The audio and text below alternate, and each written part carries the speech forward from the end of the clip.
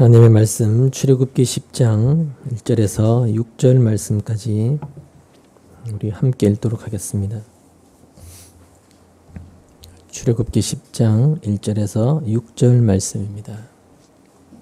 함께 읽겠습니다. 주님께서 모세에게 말씀하셨다. 너는 바로에게 가거라. 그와 그 신하들이 고집을 부리게 한 것은 나다. 이것은 내가 그들이 보는 앞에서 나의 온갖 이적을 보여주려고 그렇게 한 것이다. 그뿐만 아니라 내가 이집트 사람들을 어떻게 벌하였는지를, 그리고 내가 그들에게 어떤 이적을 보여주었는지를 내가 너의 자손에게도 알리게 하려고, 또 내가 주님임을 너희에게 가르치려고 그렇게 한 것이다. 모세와 아론이 바로에게 가서 말하였다. 히브리 사람의 주 하나님이 말씀하셨습니다. 내가 언제까지 내 앞에서 교만하게 굴려느냐. 나의 백성을 보내서 나를 예배하게 하여라. 네가 나의 백성을 보내기를 거절하면 나는 내일 너의 영토 안으로 메뚜기 떼가 들어가게 할 것이다. 그것들이 땅의 표면을 덮어서 땅이 보이지 않게 될 것이며 우박의 피해를 입지 않고 남아있는 것들을 먹어치우되 들에서 자라는 나무들까지 모두 먹어치울 것이다. 너의 궁궐과 너의 모든 신하의 집과 이집트의 모든 사람의 집이 메뚜기로 가득 찰 것이다. 이것은 너의 아버지와 너의 조상이 이 땅 위에 살기 시작한 때부터 오늘까지 너희가 전혀 못 본 일이다. 그리고 나서 모세는 발길을 돌려 바로에게서 나왔다. 아멘. 기도하겠습니다. 하나님, 이 시간 계속해서 하나님께서 애굽에 행하신 일들에 대해서 우리가 함께 살펴보며 생각해 보고자 합니다. 하나님의 일하심을 살펴보면서 오늘 우리에게 함께 하시고 우리 가운데 일하시는 그 하나님이 과연 어떤 분인가를 더 깊이 깨달아 아는 저희가 되게 하셔서 온전히 그 하나님을 바라보고 그 하나님만을 높이고 찬송하는 그런 참된 믿음의 길로 가게 되는 저희 모두가 되게 하여 주시옵소서. 예수님의 이름으로 기도하옵나이다. 아멘. 사람들이 사는, 우리가 사는 이 사회를 가리켜서 세상이라고 그렇게 이야기를 합니다. 근데 그런 이 세상 안에 있는 그 사람은 어떤 존재냐, 인간이란 어떤 존재냐라는 것을 우리는 절대로 놓치면 안 되는데, 이 세상에 있는 사람, 그 사람을 가리켜서 성경은 아담의 후손, 아담의 자손이라고 정의합니다. 아담은 여러분이 아시는 대로 하나님께서 먹지 말라고 명하신 선악과를 먹은 사람이죠.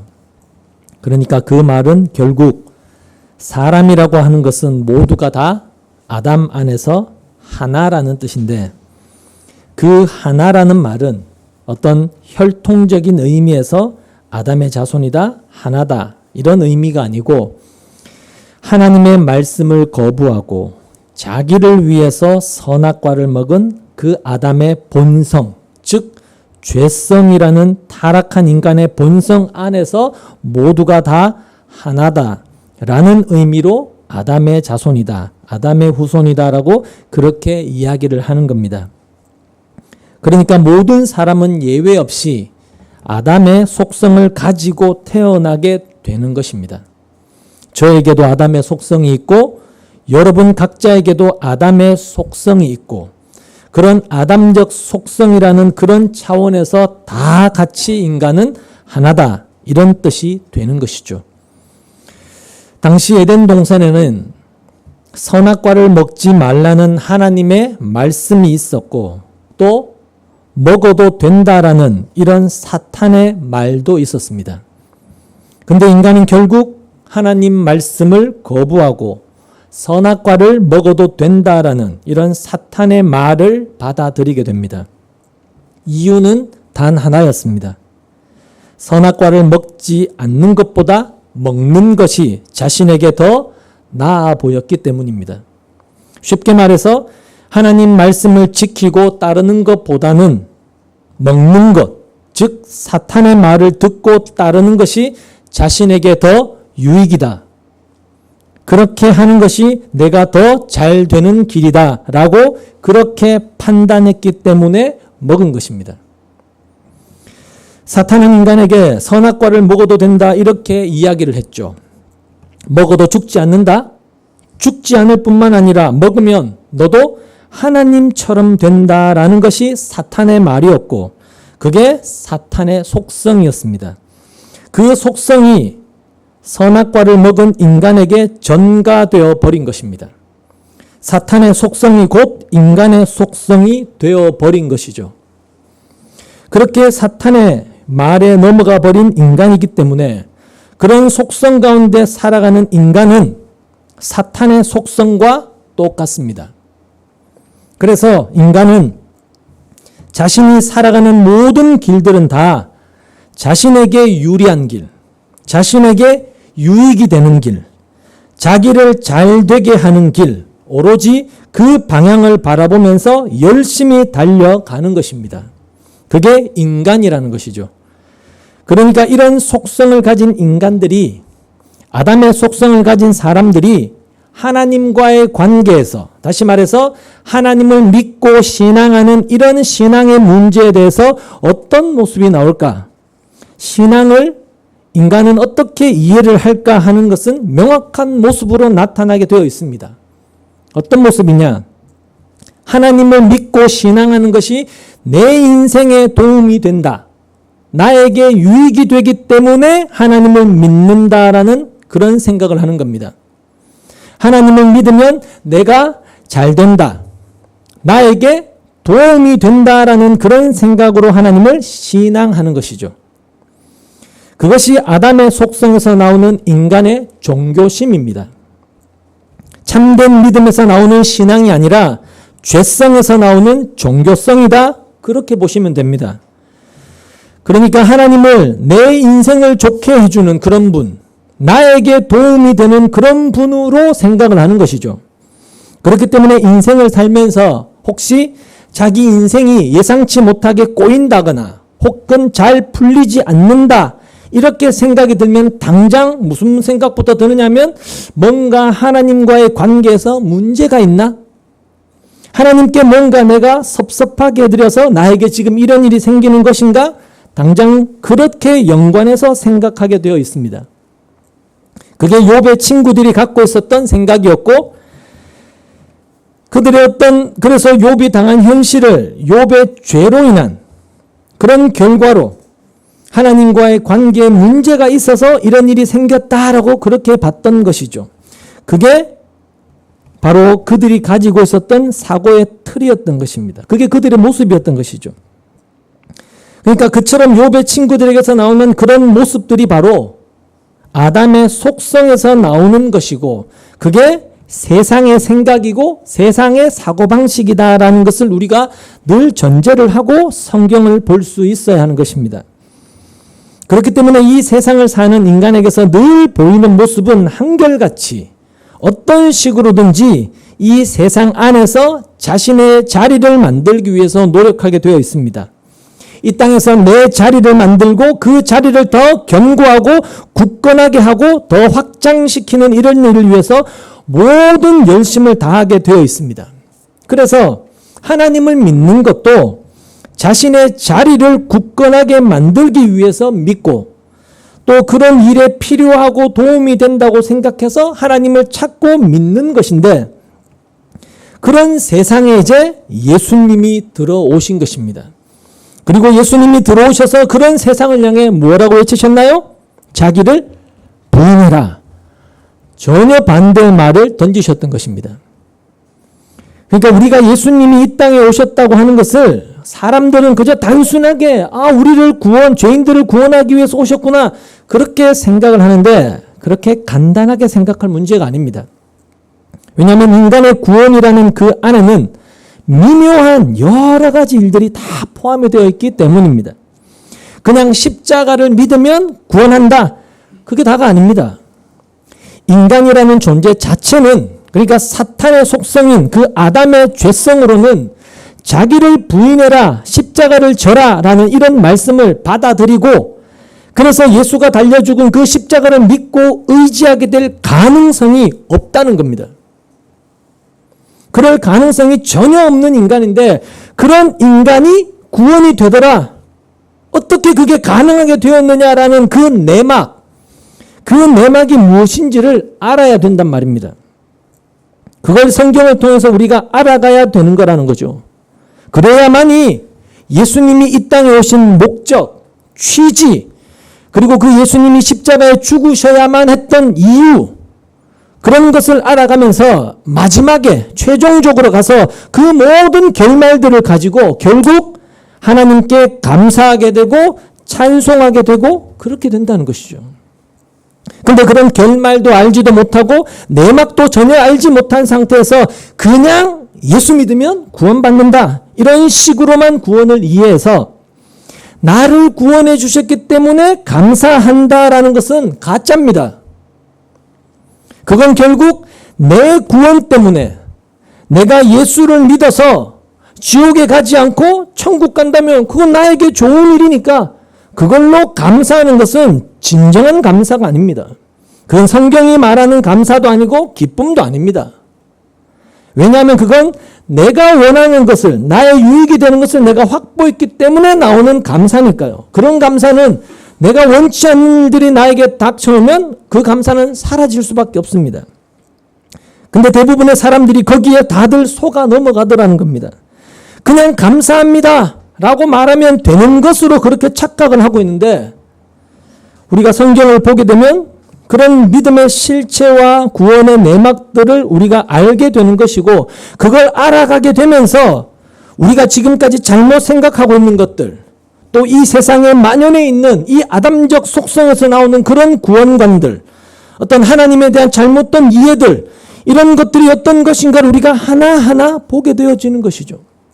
그러니까 그런 것들을 생각해 가면서 이 십자가라는 그 결말에 도달해야 한다는 것입니다. 그래야만이 왜 십자가가 신자된 우리에게 있어서 정말로 기쁨과 감사로 자리하게 되느냐, 자리할 수밖에 없느냐, 그 답을 우리가 얻게 되기 때문이라는 것이죠.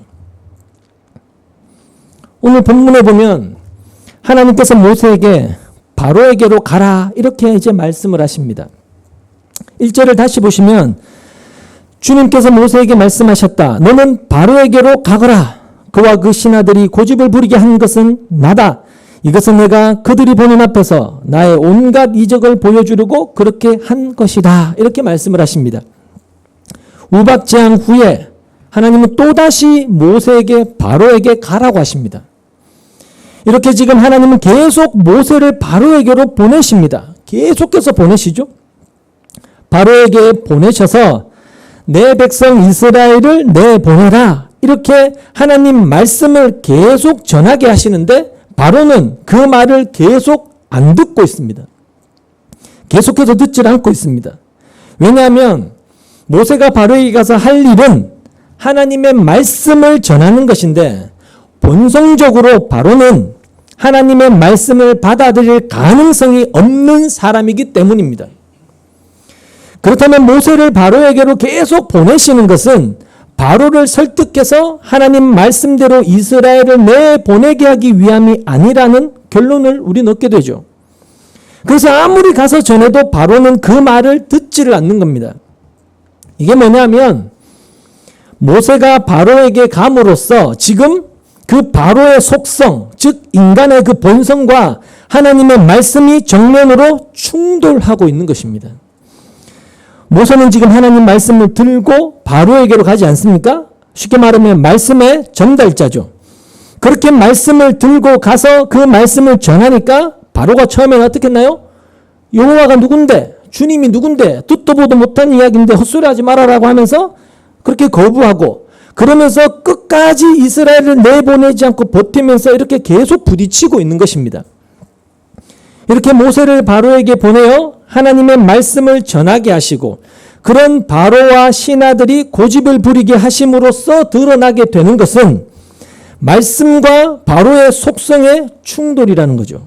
그리고 이것을 통해서 증거가 되고 있는 것이 뭐냐 하면 바로와 동일한 속성으로 존재하는 것이 바로 이 세상이기 때문에, 모든 인간에게 본성이기 때문에 결국 말씀에 대한 세상의 반응은 어떻다고요? 충돌로 드러나게 되어 있다는 것입니다. 그리고 이러한 세상의 속성은 장차 하나님의 말씀으로 오신 예수 그리스도를 거부하고 십자가에 못 박는 것으로 현실화가 되는 것입니다. 그러니까 이런 모세와 이런 바로의 모습을 통해서 하나님의 말씀이신 예수님이 이 땅에 오심으로 인하여 이 땅의 속성과 하나님의 말씀이신 예수 그리스도와 충돌하게 될 것을 미리 보여주고 있는 것입니다. 그러니까 구원을 우리가 이해함에 있어서 이런 충돌부터 우리가 알아야 된다는 거죠. 인간의 속성과 하나님의 말씀은 충돌한다는 걸 우리가 먼저 알아야 된다는 것이죠.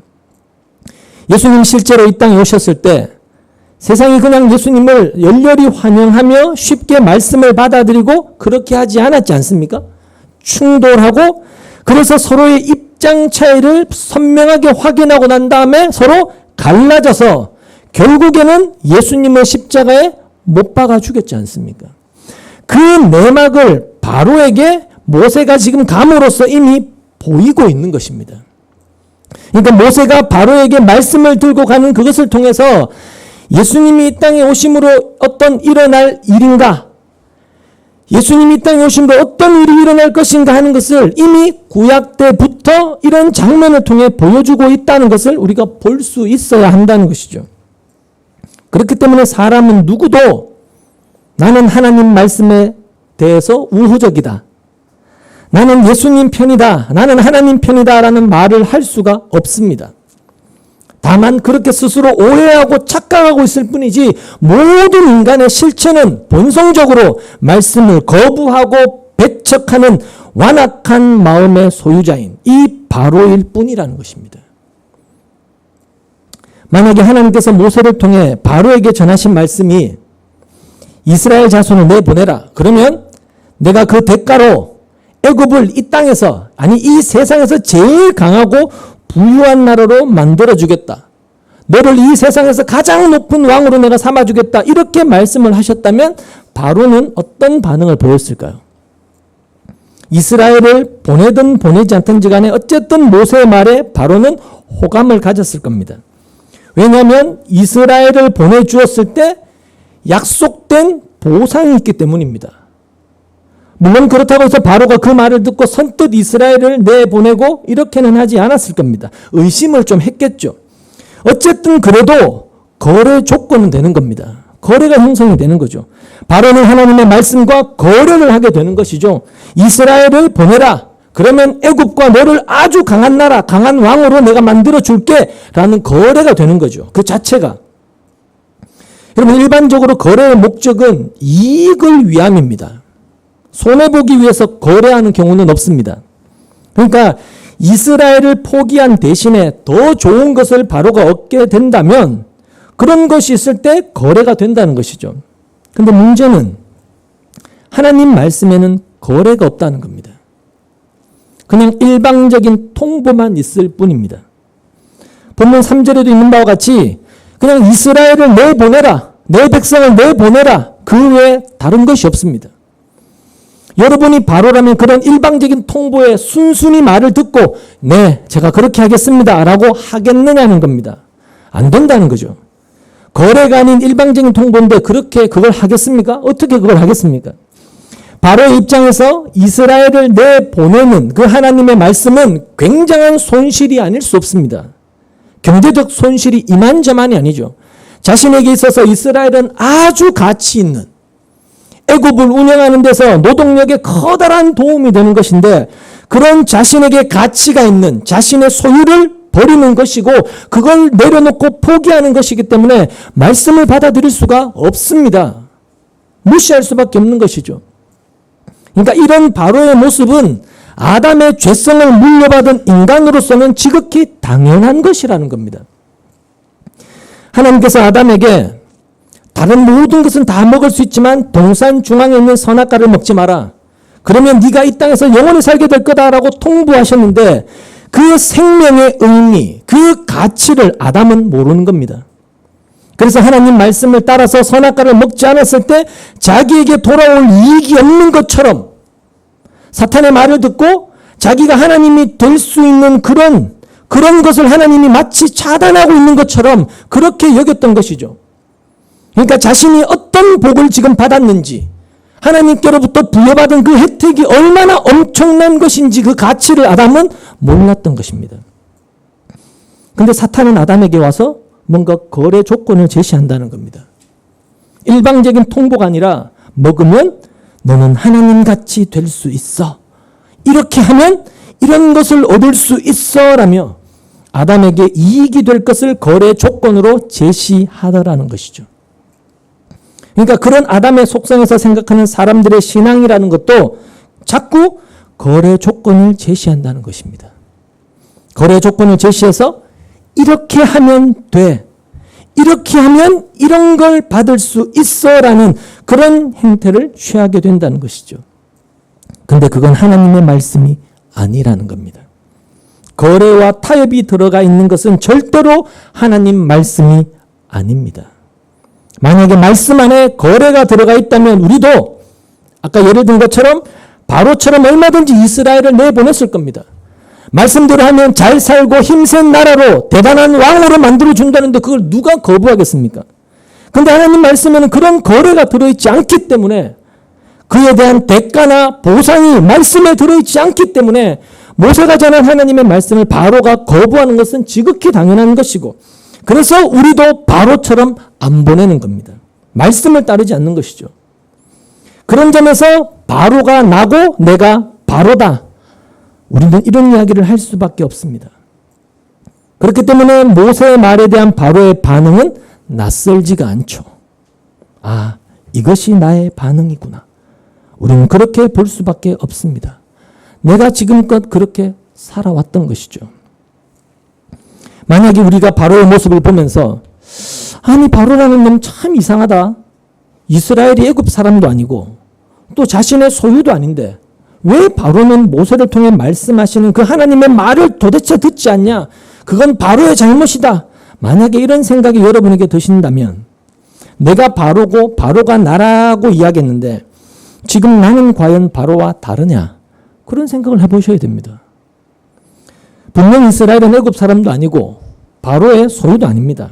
그럼 당연히 내보내야 됩니다. 자기 소유가 아니니까. 근데 왜 내보내지 않느냐는 거죠. 우리가 그렇게 바로에 대해서 의아하게 생각을 한다면 과연 우리는 그렇게 하고 있느냐라고 할 때 우리도 바로와 같이 그렇게 안 하고 있다는 겁니다. 이스라엘은 애굽 사람이 아니고 바로의 소유가 아닌 것은 분명합니다. 400년 전에 애굽으로 와서 살게 된 것뿐이고 그 당시 애굽 왕이 땅을 줘서 거기에 거주한 것입니다. 허락을 한 것이죠. 근데 요셉을 알지 못한 왕이 등장하면서 이스라엘을 애굽의 소유로 여기게 된 것입니다. 이스라엘은 내 종이야, 내 노예야. 그래서 내 소유니까 내가 내놓지 않겠다. 지금 이렇게 나오는 것이죠. 그런 점에서 우리도 바로와 똑같다는 겁니다. 왜냐하면 우리는 지금 내 수중에 있는 모든 것은 다 내 소유라고 생각합니다. 그죠? 건강, 물질, 심지어는 자녀, 혹은 내가 가지고 있는 그 모든 것은 다 내 겁니다. 내 수중에 있는 것은 다 내 소유죠. 물론 하나님이 주셨다고 말은 합니다. 하나님의 소유라고, 하나님의 것입니다. 이렇게 기도할 때 고백도 하고 우리가 살면서도 그렇게 말은 하지만 실제적 소유주는 나죠. 납니다. 내 소유로 간주하면서 살고 있죠. 근데 그걸 누군가 와서 내놔라 이렇게 요구하면 순순히 내놓겠느냐는 겁니다. 우리는 절대로 안 내놓습니다. 여러분이 아실 겁니다. 하나님이 내놓으라고 해도 안 내놓는 사람이 우리라는 겁니다. 우리. 그게 인간이라는 것이죠. 인간 본성. 그러니까 하나님에 대한 그 사람의 인식이 어떻게 되어 있는가 하면 하나님은 주시는 분, 하나님은 주시는 분으로, 나에게 주시는 분으로만 인간에게 하나님에 대해서 인식이 되어 있고 하나님의 뜻대로 가져가시는 분, 달라고 하시는 분, 요구하시는 분, 이건 인식이 좀처럼 되어 있지 않습니다. 그래서 하나님은 항상 주시는 분이죠, 우리에게. 그렇죠? 그래서 하나님이 주시는 것은 모두 다 내 소유입니다. 내 소유로 차곡차곡 쌓아가고 있는 거죠. 그리고 그렇게 쌓여가는 것을 보면서 사람들은 뭐라 그래요? 내가 하나님께 이렇게 많은 복 받았다. 하나님 나에게 이렇게 큰 복을 주셨다. 이딴 소리 하고 있지 않습니까? 이렇게 여기지 않습니까? 마태복음 19장에 보면 한 부자 청년이 예수님을 찾아서 이렇게 질문을 합니다. 마태복음 19장 16절 보면 이렇게 묻죠. 그런데 한 사람이 예수께 다가와서 물었다. 선생님, 내가 영원한 생명을 얻으려면, 영생을 얻으려면 무슨 선한 일을 해야 됩니까? 이렇게 묻습니다. 어떻게 하면 영생을 얻을 수 있습니까? 이렇게 질문했을 때 그 부자 청년을 결국 돌아가게 만들어버린 예수님의 말씀이, 답변이 뭐였느냐면 소유에 관한 문제였습니다. 21절에 보면 네 소유를 다 팔아서 가난한 자들한테 줘라. 이 말씀 때문에 그 부자 청년은 근심하면서 예수님을 떠나갔던 것입니다. 여러분, 근심했다는 말은 영생이냐 아니면 내 소유냐, 이게 갈등이 있었다는 겁니다. 갈등이 있었기 때문에 근심을 했던 것이죠. 그렇다면 그 부자 청년은 비록 영생을 얻고 싶은 그런 간절한 마음도 있었고 열망도 있었고 그 문제로 인해서 심지어 근심도 했지만 결국은 자기 소유를 놓지 않고 지키는 쪽을 그는 선택을 한 것입니다. 즉 영생으로부터 등을 돌려버린 것이죠. 그게 뭐냐 하면 바로 아담이 그랬던 것처럼 말씀이 아닌 자기 자신을 선택했다는 것을 보여주는 하나의 또 다른 선악과였던 것입니다. 그렇죠?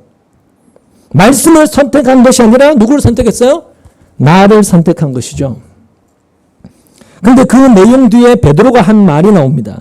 마태복음 19장 27절을 보면 이 말씀을 듣고 베드로가 예수께 말하였다. 보십시오. 우리는 모든 것을 버리고 선생님을 따랐습니다. 그러니 우리가 무엇을 받겠습니까? 이런 말을 베드로가 하는 겁니다.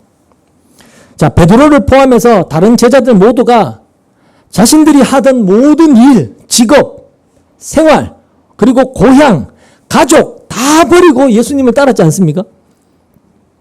베드로가 그걸 두고 우리는 모든 걸 버리고 주님을 따랐습니다. 지금 이렇게 이야기를 하는 것입니다. 그거 하나만 보면 제자들은 정말 대단한 사람들이죠. 대단한 사람도 아닙니까? 그럼 누가 쉽게 자기가 살아가는 그 모든 터전을 다 버리고 예수님을 따라가겠습니까? 근데 이 베드로가 뭘 이야기를 하느냐면 우리가 다 버리고 주를 따랐는데 뭘 받겠습니까? 이걸 물은 겁니다. 뭘 얻을 수 있습니까? 조금 전에 부자 청년과 예수님과의 대화에서 그 영생에 대한 이야기가 오고 갔으니까 베드로의 생각에는 모든 것을 버리고 주님을 따른 자신들은 당연히 영생을 얻을 것으로, 구원을 얻을 것으로 그렇게 생각을 한 겁니다. 그 부자는 자기 걸 버리지 못하고 등을 돌리고 주님을 떠나갔지만 우리는 다 버렸으니까 당연히 구원받겠지. 그런 생각 속에서 예수님께 확답을 듣고 싶은 겁니다. 그래, 너희가 바로 구원받을 자다. 너희는 영생을 소유한 자다. 이런 말을 기대를 했겠죠. 근데 이런 베드로의 생각 속에는 뭐가 들어있느냐 하면 모든 것을 버린 것을 자신의 행위로 그렇게 생각을 하는 겁니다. 내가 이렇게 했지 않습니까? 라는 자기 행위를 생각을 하고 있는 거죠. 그렇게 생각을 하면서 모든 것을 버린 자신의 행위에 대한 그 보상으로 영생, 구원을 염두에 둔 것이라는 겁니다. 내가 모든 걸 버렸으니까 영생, 구원을 보상받지 않겠습니까? 라는 거죠. 왜? 여러분, 그래야만이 내가 버린 게 손해가 아니잖아요. 그래야만이 손해본 게 아니지 않습니까? 모든 걸 다 버렸다는 것은 뭔가 좀 우리가 느끼기에도 손해보는 것 같은 그런 기분이 들잖아요, 인간적으로는. 근데 구원이라도, 영생이라도, 이 땅에서는 좀 그렇다 치더라도 죽어서 영생이라도, 구원이라도 받아야만이 내가 이 모든 걸 버린 보람이 있잖아요. 그래야 손해를 안 본 것이지 않습니까? 지금의 신자들이 열심히 교회 봉사하고 열심히 헌금한 것에 대한 보상으로 이 땅에서 뿐만 아니라 천국에서 어떤 차별이 있는 대우, 상을 받고 싶어하는 것도 똑같은 속성인 것이고요. 베드로와 똑같은 사고방식이죠. 우리의 사고방식도 마찬가지고 그래서 바로도 마찬가지인 것이죠. 그러니까 뭔가 보상이 없는 것, 거래 조건이 없는 것은 거부하려고 하는 것이 인간의 속성이라는 것입니다. 손해보기 싫은 거죠. 그렇기 때문에 그런 인간의 생각에서 나오는 모든 행동들은 언제나 하나님의 뜻에서 어긋난 방향으로 갈 수밖에 없습니다. 늘 어긋납니다. 늘 나를 추구하니까, 하나님을 추구하는 것이 아니라 나를 추구하는 것이니까, 내 이익을 추구하니까 어긋날 수밖에 없는 거죠. 그러니까 나름대로 신앙 행위라고 생각했던 모든 것들도 언제나 하나님의 뜻에서 벗어나 있다는 것을 우리가 늘 간파할 수 있어야 하는 것이죠. 이처럼 아담의 후손으로 선악과를 먹은 죄성을 가지고 살아가는 이 세상에 바로 예수님이 오셨는데, 만약에 예수님이 오시지 않았다면 어떻게 되었을까? 저마다 모든 인간들은 다 자기가 옳다고 생각하면서 살아가고 있었을 겁니다. 물론 지금도 대부분의 사람들은 내가 옳다, 내가 정답이다, 내가 주인이다, 내가 왕이다 이렇게 살고 있지만 예수님이 오심으로 다른 점이 하나 생겼습니다. 예수님이 오시고 죽으시고 하늘로 승천해 가시고 그래서 성령을 보내시고 이런 모든 일련의 과정을 통해서 다른 점이 하나가 생기게 되었는데, 그게 뭐냐 하면 예수님이 세상에 오셨을 때 세상은 그 예수를 잡아서 죽여버렸는데, 그게 세상의 실체인데, 바로의 실체고 인간의 실체인데, 그런 세상은 결국 멸망받아야 될 죄라는 것을 알게 되고 그 죄 가운데 내가 있다는 것을 깨닫게 된 그런 자들이 생기게 되었다는 것입니다. 그게 다른 점입니다. 유일하게 다른 점. 그들이 바로 성령을 받은 하나님의 사람들이죠. 물론 예수님이 오시기 전에도 하나님의 말씀은 있었고요. 그 말씀을 들고 이스라엘 안으로 들어갔던 선지자들이 있었습니다. 말씀을 들고 이스라엘에게로 갔던 사람들이 있었죠. 그런데 이스라엘은 그런 선지자들을 죽이고 핍박했죠. 그러니까 그것으로 이스라엘은 하나님의 아들이 온다 할지라도 알아보지 못하고 죽일 자들밖에 안 된다. 이걸 미리 보이신 것입니다. 따라서 우리도 이스라엘과 똑같은 속성을 가지고 살아가는 인간이기 때문에 우리 역시도 그들과 다르지가 않다.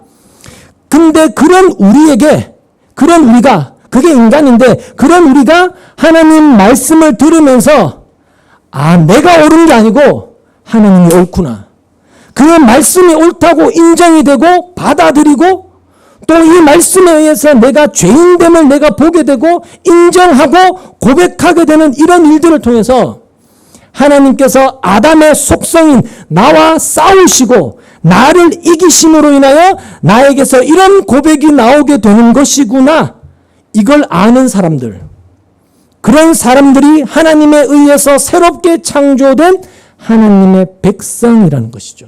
새 마음을 가진 사람들. 그러니까 그런 과정들을 통해서 결국 이 땅에 하나님의 백성이 존재하는 것은 모두가 다 하나님의 작품이다. 그걸 좀 인정하라는 것이죠. 너희가 아니라 하나님의 작품이라는 거죠. 근데 신자라고 하는 사람들이 그걸 인정하지 않으려고 하죠. 하나님의 작품이라는 것을. 그러니까 하나님의 일이라고 하는 것은 간단하게 말하면 인간의 그 어떤 힘도 끼어들 수 없다라는 것인데 우리는 그 간단한 것도 인정하지 못한다는 겁니다. 그러면서 자꾸 어떤 인간의 협력을 들고 나오는 거죠. 근데 그걸 싹둑 잘라버리는 것, 인간의 협력과 하나님의 일을 자꾸 합하려고 하는 것을 단호하게 잘라버리는 것이 바로 성경인 것입니다. 오늘 본문도 바로 그런 내용이 되는 것이죠. 그래서 하나님께서 모세에게 바로에게로 가라 하신 것도 다르지가 않습니다.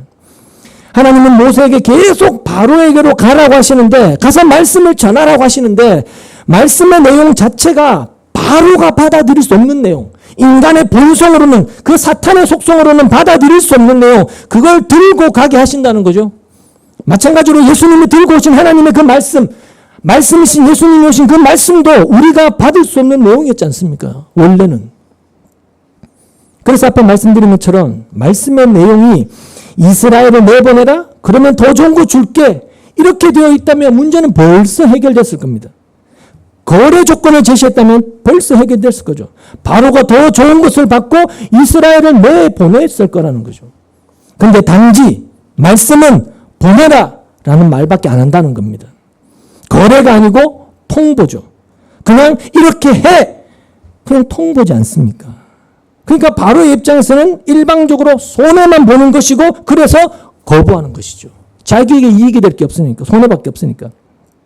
이처럼 하나님의 말씀에는 거래도 없고 타협도 없다. 일반적인 통보만 있는 것이 말씀이다. 이걸 우리의 기준으로 삼게 된다면 결국은 이렇게 하면 이렇게 됩니다라는 어떤 조건을 갖다 붙이는 것은 모두가 다 하나님의 말씀이 아니라는 그런 결론을 내릴 수밖에 없습니다. 그런데 지금의 기독교 형편은 말씀을 자꾸 이 거래와 타협으로 바꿔버리고 있다는 거죠. 왜냐하면 그래야 인간 본성, 사탄의 속성을 가진 사람들이 받아들이니까 뭔가 거래 조건을 제시해 줘야만이 그걸 듣고 저렇게 하면 나에게 이런 유익이 생기는 거구나. 그걸 그렇게 할 거니까 거래 조건을 자꾸 제시할 수밖에 없는 거죠. 근데 다시 말씀드리지만 여러분 그건 진짜 신앙이 아닌 겁니다. 하나님이 부른 사람도 거래 조건이 들어있는 말씀을 더 좋아하는 것도 결국은 뭔가 그가 지금 믿음의 길에 있지 않다. 그런 결론을 내릴 수밖에 없는 것이죠. 여러분 말씀대로 하면 분명히 우리가 볼 때는 손해가 있을 수밖에 없습니다. 뭔가 다 버리고 다 내어놓는데 보상으로 준다는 것이 없지 않습니까? 이 땅에서. 어쨌든 내가 한 것만큼 보상을 받으면 좀 재미있는데 즐겁겠는데 할만한데 보람 있는데 그게 없다는 것이죠. 하다못해 구원받는다, 영생 얻는다 이런 보장이라도 받고 싶어 하는 것이죠. 베드로처럼. 그러니까 그런 거 다 떨쳐내어 버리고 하나님 말씀이기 때문에 순종할 수밖에 없게 되는 그런 일들 속에서 은혜가 뭔지를 깨닫게 될 때 그 안에서 진정한 보상이 무엇인지를 보게 되어지는 것입니다. 그러니까 그런 것에 우리가 초점을 두고 말씀을 봐야 한다는 거죠. 그래서 이 애굽과 바로에게 내려지고 있는 이 재앙을 우리가 보게 되면 하나님의 말씀은 계속 바로에게 반복적으로 전해지고 있는데 바로는 여전히 완악함을 버리지 않고 있고 그에 따라서 애굽의 재앙도 계속 지금 반복이 되고 있다는 것이죠. 본문 1절을 다시 보면 그와 그 신하들이 고집을 부리게 한 것은 나다 이렇게 말씀을 하십니다. 이렇게 말씀을 하시는데 전에 말씀을 드린 것처럼 하나님은 지금 바로와 그 신하들의 마음을 고집을 부릴 수밖에 없도록 만들어 가시는 겁니다. 거래와 타협이 없는 일방적인 말씀으로 자신의 이익을 위해서 사는 그 죄성을 가진 인간이 고집을 부릴 수밖에 없게 하시는 것이죠. 이것이 모세에게 바로에게 가라 이렇게 말씀하시는 이유라는 겁니다. 그러니까 모세를 바로에게 보내시는 것은 바로에게 말씀을 잘 전해서 이스라엘을 내보내게 만들어라 이게 아니라는 거죠. 잘 설득해라 이게 아니라는 거죠. 잘 설득해서 말씀을 믿게 해라 이런 취지가 아닙니다. 그냥 말씀만 전해라. 그럼 바로는 고집을 부릴 것이고 그의 마음은 점점 더 완악해질 것이다. 그러니까 바로의 마음을 완악하게 하는 것이 고집을 부리게 하는 것이 모세를 보내신 이유입니다. 고집을 부리게 하려고. 그래서 바로와 그의 신하들은 모세를 만나면 만날수록 말씀을 들으면 들을수록 어떻게 돼요? 점점 더 고집불통이 되고 마음이 더 완악해져 가는 겁니다. 예수님이 세상에 오셔서 말씀을 전했을 때 이 세상이 어떻게 예수를 반응했는가를 생각해 보면 그 의미를 쉽게 이해할 수 있을 겁니다. 그러니까 예수님이 오신 이유도 바로 그것이었다는 것이죠. 지금의 교회가 많이 강조하는 예수님을 믿고 예수님이 오셔서 이 세상을 변화시키고 아름답게 만들고 믿는 자의 수가 많아지게 하고 이런 것이 예수님이 오신 이유에 전혀 들어있지 않습니다. 그런 생각을 한다는 것 자체가 여전히 이 세상에 희망을 두고 있는 그런 의미밖에 안 되죠. 세상에 희망을 두고 있기 때문에 말씀으로 이 세상이 변화가 되어서 기독교가 흥황하는 유토피아와 같은 그런 살기 좋은 세상이 되기를 바라는 어떤 그런 헛된 꿈을 갖고 있는 것이라는 거죠. 하지만 여러분 이 세상이 아무리 아름답게 변화된다 할지라도 낙원이 된다 할지라도 이 세상에 대한 하나님의 뜻은 단 하나입니다. 뭐죠? 심판이에요. 심판입니다. 그건 절대로 변하지 않습니다. 그러니까 그건 뭘 의미하는가 하면 지금의 기독교인들은 하나님 뜻에는 별로 관심이 없다는 거예요. 총체적으로 모두가 다 오로지 인간의 뜻, 자신의 소망에만 관심을 두고 살아가고 있는 것이라는 거죠. 근데 그게 바로 인간의 완악함이고 그게 바로 인간의 교만이라는 것입니다. 그렇게 인간의 완악함에 의해서 예수님이 죽으신 것인데 결국 예수님이 오심으로 인해서 이 땅은 완악하다. 그게 드러나게 된 것이죠. 노아의 때처럼 세상은 죄로 가득하고 또 사람의 마음에 악한 것이 가득한 것이 이 땅의 현실이다. 그게 드러나게 된 것이죠. 그러니까 그런 것들을 통해서 우리의 실상들, 인간의 실체적 진실이 뭐냐? 어떤 인간도 자기 스스로의 의지와 결심으로는 하나님을 믿을 수 없다. 그게 답으로 드러나지게 되는 것입니다.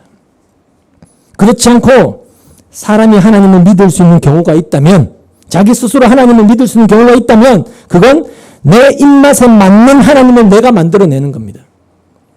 그리고는 그 하나님을 믿고 그 하나님을 열심히 섬기는 거죠. 왜? 내가 원하는 걸 얻어내기 위해서. 그걸 뭐라 부른다고요? 우상이라고 하는 겁니다. 그래서 하나님도 얼마든지 인간은 내 입에 맞는 우상으로 섬길 수가 있다는 것이죠. 그러니까 중요한 것은 성경에서 말씀하고 있는 그 여호와 하나님을 내가 제대로 아느냐, 예수를 보내신 그 하나님을 내가 정말로 제대로 아느냐, 이게 가장 중요한 것입니다. 따라서 우리는 그 하나님 앞에서 내 의지와 내 능력으로 할 수 있는 것은 아무것도 없다는 것. 내가 뭔가를 해서 하나님을 기쁘게 할 수 있는 것은 아무것도 없다는 것. 그게 믿음인 것인데 이 믿음은 내 힘으로는 안 된다. 그 답을 계속 찾아가야 한다는 거죠. 그리고 그 찾은 그 답을 내 가슴 속에 품고 하나님 앞에 나와야 한다는 것입니다. 이 세상은 그런 믿음을 가진 사람이 절대로 나올 수 없는 곳입니다. 왜냐하면 이 세상은 믿음 없는 곳이기 때문에. 근데 그런 믿음의 사람이 이 세상에 존재한다라는 것은 뭘 의미할까요? 전적으로 하나님의 능력이고 하나님이 이 땅에서 지금 일하고 계시다는 증거가 되는 거예요. 우리는 그런 답을 내릴 수밖에 없는 것이죠. 본문 1절 뒤에 보시면 이것은 내가 그들이 보는 앞에서 나의 온갖 이적을 보여주려고 그렇게 한 것이다. 이렇게 말씀을 하고 있고, 그리고 2절에서는 또 이렇게 이야기합니다.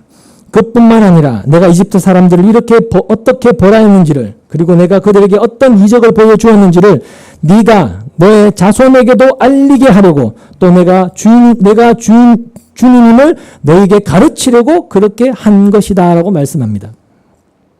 여기서 애굽 사람들을 벌했다는 것은 애굽에 재앙을 내리신 일을 말하는 것이고, 그리고 애굽에 재앙을 내리신 일을 하나님께서 그들에게 어떤 이적을 보여주신 것이라고 그렇게 말씀을 합니다. 이적이라는 것은 표징이라는 말도 되는데, 이 표징이라는 것은 그것으로 끝나는 것이 아니고 표징의 의미는 보여준다는 겁니다. 보여준다. 그게 표징, 이적의 의미인데, 그 애굽에 내린 재앙, 즉 이적을 보여주신 목적이 뭐라고 하시느냐 하면 너의 자손에게, 즉 모세의 자손에게, 다시 말해서 이스라엘에게 알리고 가르치려고 그렇게 하신 것이라고 이렇게 말씀을 하십니다. 여기 언급하고 있는 모세의 자손은 지금 그와 함께 있는 자손이 아니라 훗날 약속의 땅에 들어가 있을 이스라엘을 이야기하는 겁니다. 그러니까 약속의 땅에 들어가 있는 이스라엘에게 하나님이 애굽에 행하신, 과거 애굽에 행하신 그 이적을 알리고 가르치기 위해서 지금 애굽에 재앙을 내리신다는 것입니다. 후대 이스라엘들을 위해서. 그리고 그걸 통해서 여호와 하나님이 과연 어떤 분이신가, 이걸 알게 하시겠다는 겁니다. 다른 이유가 아니고 하나님이 어떤 분인지를 알리고 가르치려고 하신다는 거죠. 재앙을 통해서 하나님은 누구신가를 자기 백성에게 알게 하시겠다는 거죠. 이게 무슨 뜻이냐면 이런 내용입니다. 약속의 땅에 들어간 이스라엘에게 가장 중요한 것이 뭐냐 하면 자신들을 애굽으로부터 불러내신 그 여호와 하나님이 누구신가를 제대로 알고 그 하나님을 제대로 신앙하는 것입니다. 그게 가장 중요한 겁니다. 그럼 이스라엘이 알아야 되는 하나님이 누구냐라고 할 때 그냥 자기들 머리에서 생각해낸, 그냥 자기 인간의 머리에서 구상해낸 그런 하나님이 아니라 하나님이 하신 일을 통해서 하나님이 누구신가를 알아야 되는데, 지금으로 따지면 성경에 계시된 그 하나님을 통해서 알아야 되는데, 그 하나님이 누구시냐면 바로를 이기시고 이스라엘을 구출해서 약속의 땅에 들어가게 하신 그 하나님이다 라고 그렇게 하나님에 대해서 알아야 한다는 것이죠. 거기서 한 걸음 더 들어가서 알아야 될 하나님은 어떤 분이냐면 이런 분이라는 겁니다. 지금 바로를 통해서 드러나고 있는 것은 뭐가 드러나고 있다고 했나요? 인간의 완악함입니다. 인간이란 존재가 어떤 존재냐 이게 드러나고 있는 거거든요. 그리고 애굽의 재앙을 내리시는 것은 결국 인간의 그 완악함에 대한 심판입니다. 죄에 대한 심판이죠. 재앙이라고 하는 것은. 근데 그 재앙이 반복이 되고 있죠. 계속해서. 그렇게 재앙이 계속 반복이 되는 것은 인간이란 존재는 하나님의 심판도 겁내지 않을 정도로 완강하고 완악한 존재다라는 그런 뜻입니다. 쉽게 말하면 속된 말로 죄송합니다. 겁이 없는 거예요. 겁을 상실한 것이죠.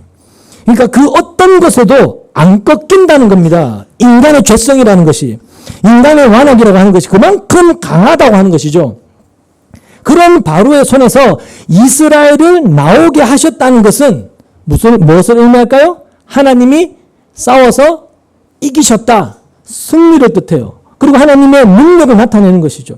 근데 그런 이스라엘이 광야에서 나타내 보인 것도 무엇이었나요?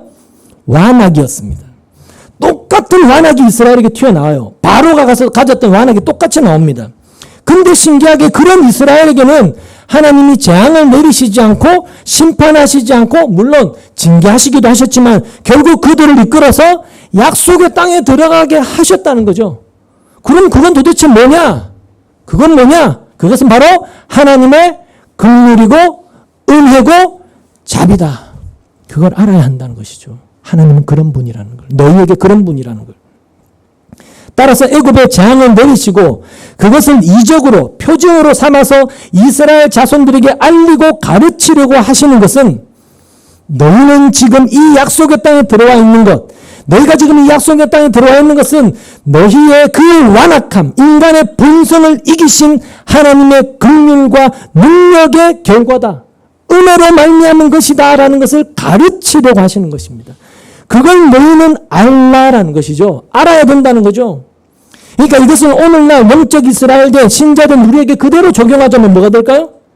내가 지금 예수 안에 들어와서 예수님은 나의 주님입니다. 예수님은 나의 구원자십니다 라고 믿고 있는 이것은 나의 이 완악함, 나의 이 죄성을 철저하게 이기신 하나님의 승리의 결과며 하나님의 은혜다라는 것을 알라는 거예요.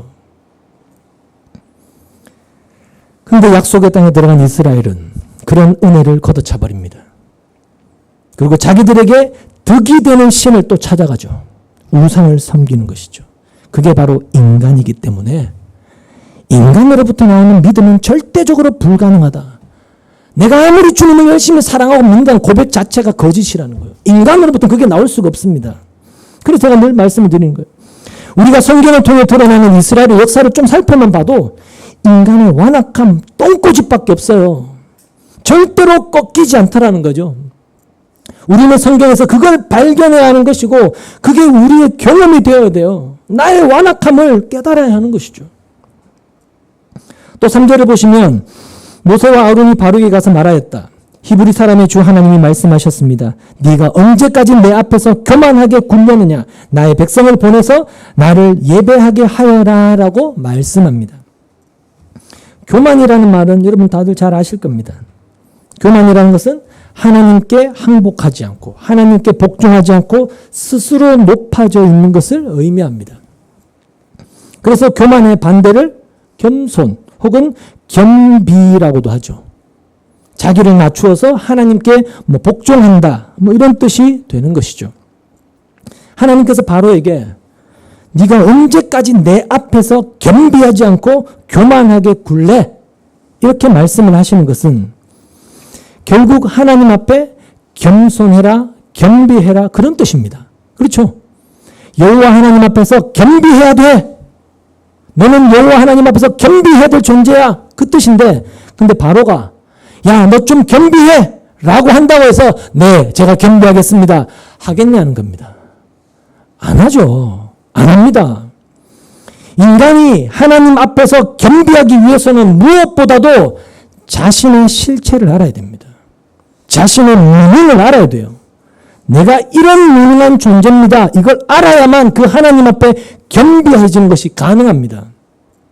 아무런 힘도 없고 정말 하나님이 나를 돕지 않으면 안 됩니다. 그 하나님의 은혜가 나에게는 절실히 필요합니다. 그런 절박함이 있어야 하나님 앞에 겸비함이 가능해져요. 그래서 겸손은 겨냥 떠는 게 아닙니다. 낮아짐은 자신의 실체를 보지 못하는 자는 절대로 겸손해질 수 없습니다. 근데 바로는 자기 힘을 믿고 의지하는 세상입니다. 그렇죠? 자기가 가지고 있는 자기의 소유와 자기가 가지고 있는 것으로 자기를 지키는 그 세상이 바로입니다. 나에게는 힘이 있다, 능력이 있다, 돈이 있다, 건강이 있다, 내 주먹이 있다, 그래서 나는 뭐든지 할 수 있다. 이 생각을 갖고 있는 것이 바로란 말입니다. 때문에 겸비해질 가능성이 제로입니다. 인간이 그렇다는 겁니다. 저와 여러분이 그렇다는 거예요. 하나님은 계속 재앙을 내리면서 바로의 무능을 끊임없이 나타내 보이고 있지 않습니까? 넌 이것밖에 안 돼 임마. 넌 이렇게 당할 수밖에 없어. 내 앞에서 너는 이런 존재에 불과해. 이렇게 반복해서 계속 이야기해도 바로는 좀처럼 겸비해지지 않습니다. 점점 더 완악해질 뿐이죠. 때문에 다시 말씀드리지만 인간에게 있어서 믿음은 가능하지가 않습니다. 인간 스스로는 그 믿음을 만들어낼 수 없다는 거죠. 그래서 여러분이 지금 여러분의 입술로 고백해내는 거 그거 믿지 마십시오. 사람의 말을 믿지 마십시오. 그게 인간이기 때문에 선지자나 사도들이 가서 하나님 말씀을 전하고 또 십자가 복음을 전하고 이런 일을 하는 사람들이었지만 그 모든 일도 그들 스스로 자원해서 한 것은 아니었습니다. 그들도 원래는 다른 길로 가던 사람들이었는데 그런 그들을 그 길에서 불러내셔서 하나님 말씀을 주시고 그 말씀을 들고 가는 다른 길로 가게 만드신 것입니다. 근데 그들 모두는 그 사실을 알았던 거죠. 내가 자원해서 이 길로 간 것이 아니라 하나님이 부르셨다는 것을 알았기 때문에 자기가 가서 했던 그 모든 일에 대해서도 내가 한 것으로 그들은 전혀 내세우지를 않았던 것입니다. 자랑치 못한 것이죠. 바울도 그걸 알았기 때문에 고린도전서 15장에서 이런 말을 했던 것입니다. 한 절 찾아볼까요? 고린도전서 15장 10절입니다.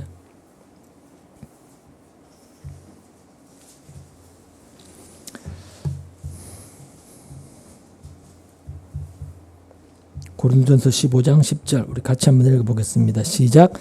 그러나 나는 하나님의 은혜로 오늘의 내가 되었습니다. 나에게 베풀어 주신 하나님의 은혜는 헛되지 않았습니다. 나는 사도들 가운데 어느 누구보다도 더 열심히 일하였습니다. 그러나 이렇게 한 것은 내가 아니라 나와 함께 하신 하나님의 은혜입니다. 이런 말을, 이런 고백을 하게 된 것입니다. 우리가 이 말씀 얼마나 잘 아는 말씀입니까? 이 말씀 잘 알고 많이 들었던, 옛날에 암송됐던 그런 말씀이지 않습니까? 이런 구절 보면서 그저 야, 바울이 참 좋은 말 했다. 야, 바울의 신앙 봐라. 참 멋지지 않냐? 아, 우리도 이런 신앙 본받자. 그냥 이렇게만 생각하고 감탄하면서 넘어갈 게 아니고 이런 고백, 이렇게 고백한 사람이 도대체 어떤 마음에서 이 사람이 하나님에 대해서 어떤 분으로 깨닫고 발견하고 알았기 때문에 지금 이런 말을 하고 있을까? 그런 생각을 우리가 정말 깊이 할 수 있어야 된다는 것이죠. 여러분, 바울이 예수를 만나기 전에 어떤 사람이었는지 우리가 잘 알지 않습니까? 예수를 반대하고 교회를 핍박하며 그래서 예수 믿는 자들을 잡아서 죽이는 그런 일에 가장 앞장섰던 그런 사울이었습니다. 그런 사울의 입에서 나는 하나님의 은혜로 오늘의 내가 되었습니다. 즉 나의 나 된 것은 하나님의 은혜다 라는 이런 고백이 나오게 되는 바울이 될 것이라고 감히 누가 상상이라고 됐겠습니까? 바울 자신을 포함해서 아무도 예상하지 못한 일이었을 겁니다. 하나님만 예상하셨던 것이죠. 마찬가지로 우리의 믿음도 우리가 예상치 못한 일의 결과입니다. 우리는 내가 예수를 믿고 나의 나 된 것은 하나님의 은혜임을 내 마음으로 인정하고 고백하게 되고 또 감사하는 그런 믿음이 있는 신자가 될 것이다 라고 우리는 계획한 바가 전혀 없습니다. 우리는 죄와 허물로 죽었던 자였고 하나님을 반하여 선악과를 따먹고 세상을 향해서 나를 위해서 살아가는 자였을 뿐이었습니다. 내가 이런 신자가 되겠다 라고 작정하고 이 길로 간 것이 아니라는 겁니다. 그 길로 간 게 아니에요. 그 말씀이 완악한 나에게 들어와서 나를 깨부수면서 그 길로 나를 이끌어왔기 때문에 되어진 겁니다. 말씀으로 인해 되어진 것이죠. 만약에 내가 내 발로 하나님을 찾아갔다면 우리는 그런 식으로 안 갔을 겁니다. 저도 그런 식으로 안 갔을 겁니다. 내 인생에서 하나님 때문에 좀 덕 좀 보자고 그렇게 저도 하나님을 찾았겠죠. 또 처음에는 우리 모두도 그렇게 하나님을 찾았고 하나님 믿으면 뭔가 세상에서 좋은 일이 있지 않겠는가? 병도 낫고 돈도 벌고 취업도 하고 좋은 배우자도 만나고 세상에서 잘 되고 평안하게 살다가 죽어서 천국 가지 않겠는가? 이런 계산이 있는 것이죠. 그래서 잘 믿고 내 행위로 공로를 쌓아서 그 공로로 천국 가서 남들보다 더 큰 상도 받고 이게 관심거리였는데 어느 순간에 그런 어떤 내 희망, 내 뜻이 헛된 것이구나. 이렇게 다가오게 되는 것이고 그게 나의 바로 완악한 힘을 보게 된다는 것. 그게 결국 하나님 말씀이 나에게 들어왔다는 우리는 그런 결론을 내리게 되는 것이죠. 그래서 내가 바로라는 것, 내가 완악한 존재라는 것을 인정하게 되는 것도 내가 계획한 것이 아닙니다. 그렇게 하려고 마음먹은 게 아닙니다. 사람이 내가 죄인됨을 알려고 그걸 고백하려고 교회를 찾고 예수를 찾는 그런 사람이 누가 있겠습니까? 아무도 없지 않습니까? 근데 그렇게 되어져 있더라는 거죠. 우리가 지금. 그래서 답이 뭐라고요? 하나님의 일하십니다. 말씀을 내 속에 집어넣으셔서 일하신 하나님의 일이다. 그게 우리 속에 두어야 될 답인 것이고 그게 우리 믿음의 어떤 실체라는 것이죠. 그래서 이게 하나님의 일하심인 걸 우리가 알게 되면 여러분 하나님은 한순간도 나에게서 함께하지 않으신 적이 없고 쉬지 않고 일해 오셨다라는 것을 절감하게 됩니다. 그게 나를 평안하게 만들고 위로하게 만들고 감사하게 만들고 찬양하게 되는 것이죠. 그 일하심의 증거가 뭐라고요? 바로 나 같은 자에게서 바로같이 완악한 나에게서 나오는 그 사탄의 속성으로 살아가던 나에게서 나오는 그 주님에 대한 진실된 고백이 있다는 것. 그게 증거라는 것입니다. 4절을 보시죠. 네가 나의 백성을 보내기를 거절하면 나는 내일 너의 영토 안으로 메뚜기 떼가 들어가게 할 것이다. 여러분 이건 바로를 겁주려고 하는 말이 아닙니다. 이번에는 메뚜기라는 재앙으로 예고를 해도 바로는 눈 하나 까딱하지 않습니다. 전혀 겁내지 않고 아이고 어떻게 하나? 아이고 알겠습니다. 보내겠습니다. 이렇게 반응하지 않더라는 거죠. 뭐? 메뚜기 재앙? 그래 하려면 해봐라. 그럼 네가 이기나 내가 이기나 한번 해보자. 나도 곤조가 있는 뭐 이런 심보인지도 모르겠습니다. 이런 바로를 보면서 아 나는 다르다. 나는 바로와 다르다. 이렇게 생각하시면 안 된다고 했습니다. 왜냐하면 사실 우리도 그렇지 않습니까? 여러분 지금 이 세상 곳곳에서 벌어지고 있는 크고 작은 재앙들을 보면서도 그걸 하나님이 하신 일이라고 그렇게 우리가 이야기하면서도 그래도 우리는 눈 하나 깜빡하지 않고 내가 원하는 길로만 그렇게 열심히 가고 있는 사람들이지 않습니까? 그런 나를 하나님께서 붙들고 계신다는 것이 내 인생에서 얼마나 고맙고 감사한 가장 복된 일이라는 그 생각이 그래서 우리 안에 있어야 되는 거예요. 그런 생각이 우리 안에 깊이 자리하고 있을 때 비로소 내가 살아가는 전부가 하나님의 은혜구나. 나의 나된 것은 하나님의 은혜입니다. 이런 말이 자연히 나오게 되지 않을 수가 없는 겁니다. 그래서 진짜된 우리는 하나님을 떠나서는 존재할 수가 없습니다. 하나님을 떠나면 여호와 하나님을 알지 못하는 그 세상 종교심을 가진 그런 나로만 살 뿐입니다. 하나님께 붙들려 있기 때문에 예수가 누군지를 알고 하나님을 알아가면서 그 십자가 은혜를 고백하는 찬송하는 그런 모습이 나오게 되는 것입니다. 그래서 하나님께서 나와 동행하시고 함께 하시고 나를 이끌어 가신다는 이것이 하나님과의 관계에서 주어지는 우리가 누리는 은혜입니다. 그 자체가. 그 은혜가 우리의 전부라는 것, 그걸 아는 것이 복인 것입니다. 복 받은 거예요. 그렇기 때문에 그걸 아는 신자는 내가 이렇게 했는데 뭐 좀 안 주시나? 그렇게 거래할 생각 안 합니다. 왜? 이미 받은 그 충만한 복, 그 안에 살기 때문에, 모든 걸 가진 자로 살기 때문에 이렇게 하면 복 준다, 이게 없습니다. 그게 진짜 여호와를 아는 신앙이라는 것이죠. 여러분이 얼마나 이 복된 세계에 이끌려 들어와 있는가에 대해서 눈이 열려야 되시고, 그 복된 세계 안에 내가 들어와 있다는 것을 깨닫는 은혜가 내 안에 자리할 때 그 은혜로 말미암아 하나님과 영원히 함께할 그날, 그 나라를 소망하면서 살아갈 수 있게 되는 것입니다. 그 은혜가 우리 안에 가득하면 이 세상 것으로 일희일비하지도 예면하지도 않게 되는 것이고, 그게 이 세상을, 주님을 바라보고 살게 하는 믿음이고 은혜의 힘인 것입니다.